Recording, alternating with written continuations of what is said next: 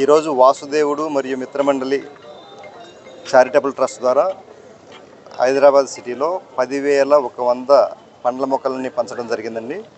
ఈ కార్యక్రమానికి సహకరించినటువంటి ప్రతి మిత్రుడికి నా ధన్యవాదాలు. అయితే ఈ పండ్ల మొక్కలు పంచాలనేటువంటి దానికి ముఖ్య కారణం ఏంటంటే ప్రజలందరూ ఆరోగ్యంగా ఉండాలనేటువంటిదే మెయిన్ ఉద్దేశం.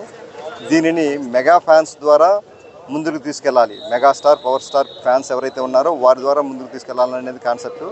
దీన్ని తర్వాత ఏపీలో అవనిగడ్డలో 1,00,000 పండ్ల మొక్కలని ఆగస్టు 22వ తారీఖున అంటే చిరంజీవి గారి పుట్టినరోజున జరపాలనేటువంటిది నెక్స్ట్ టార్గెట్ అండి.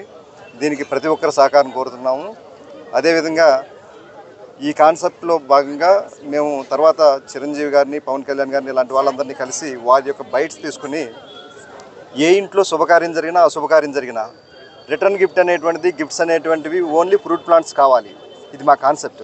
అదేవిధంగా ప్రభుత్వాల ద్వారా కూడా ప్రజలకి పండ్ల మొక్కలని ఉచితంగా పంపిణీ చేసేటట్టు మేము కొన్ని రిప్రజెంటేషన్స్ పంపించడం జరుగుతుంది. స్టేట్ గవర్నమెంట్స్కి, సెంట్రల్ గవర్నమెంట్స్ కూడా, AP, Telangana and entire India కూడా.